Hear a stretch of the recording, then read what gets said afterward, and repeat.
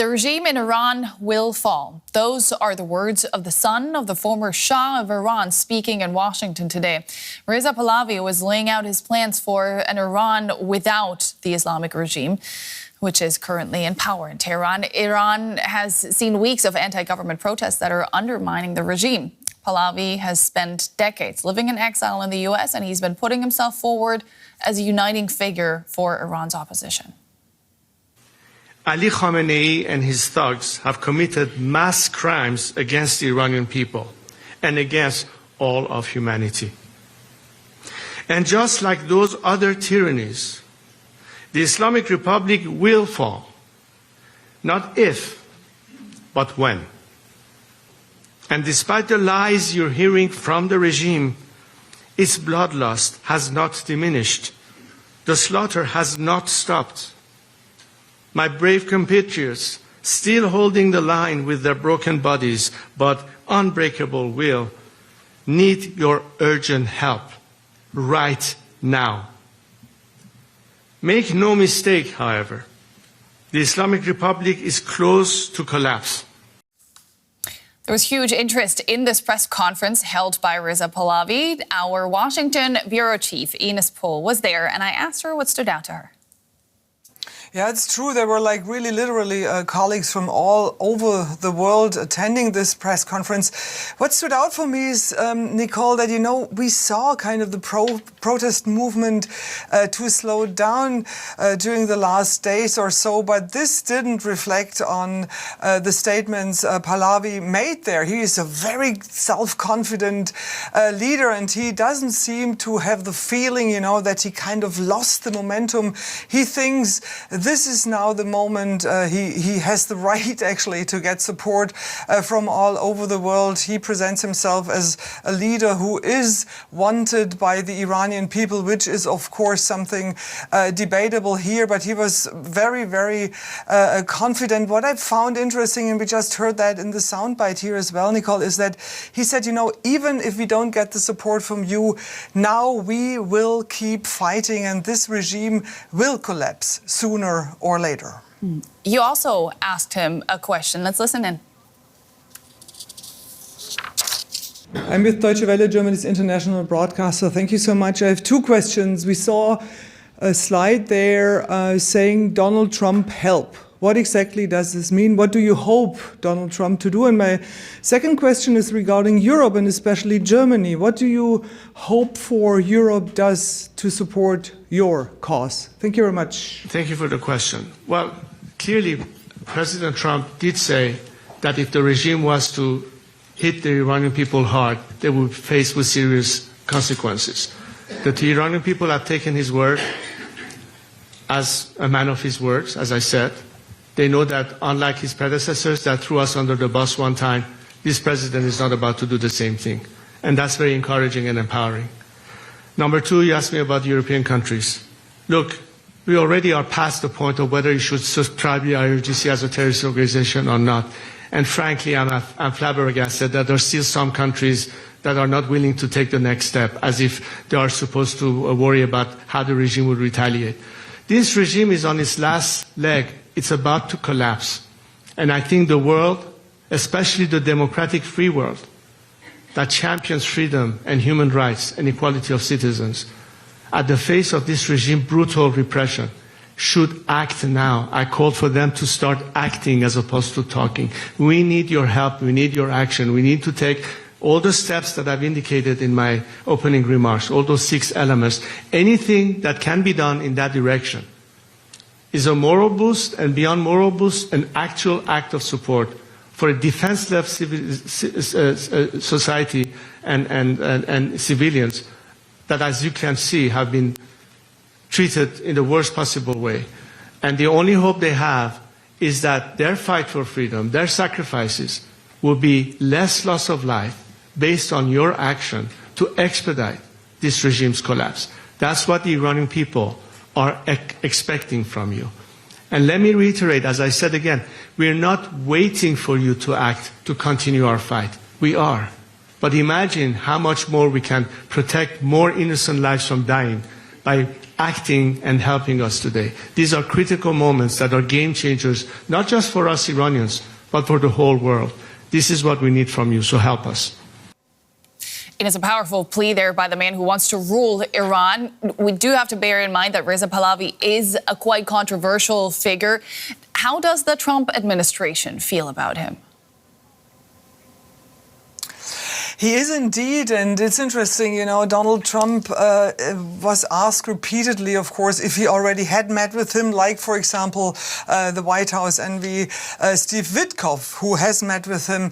But Donald Trump is a little bit more careful here. He says, he might be Pahlavi might be a very decent, a very good guy, but that Donald Trump himself, is not sure if he would be the right person to lead Iran. There are also rumors that Pahlavi met with other lawmakers, even with Marco Rubio, the Secretary of State, but this is not confirmed. So, of course, there is hardly any other figure which is so prominent than Pahlavi. And Pahlavi is here since many, many years in the United States. He's just living outside Washington, actually in Maryland, across the river. So he's very well connected. But people are careful. The Trump administration is careful.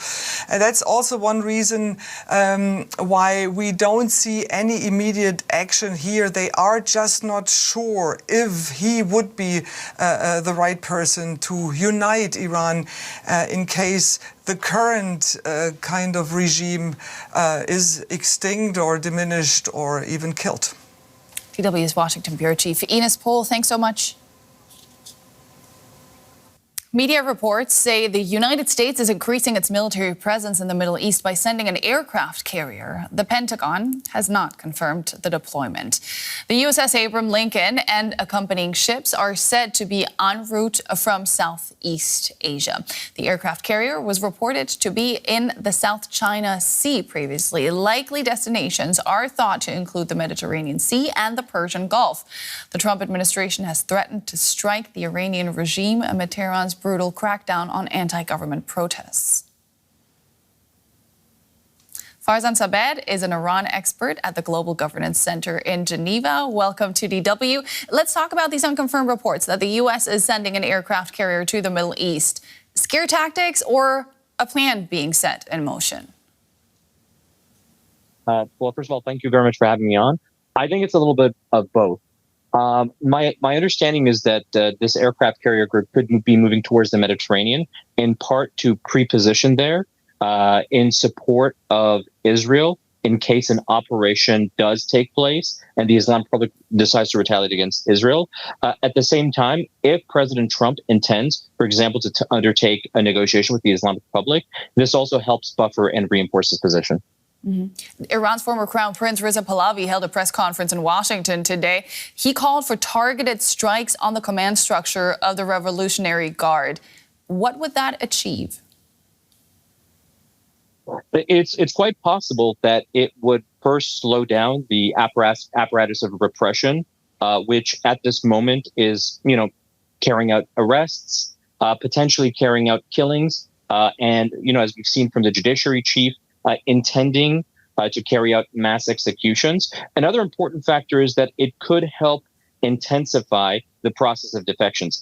From the scarce evidence that we have a sense that there might be defections within the security apparatus at the lower, maybe the middle levels, but nothing at the top levels, which is really what you would need to accelerate the process of change inside of Iran. Yeah, and I want to look at history here for a second, because Donald Trump did authorize the killing of Qasem Soleimani, the commander of the Al-Quds force, which were part of the Revolutionary Guard.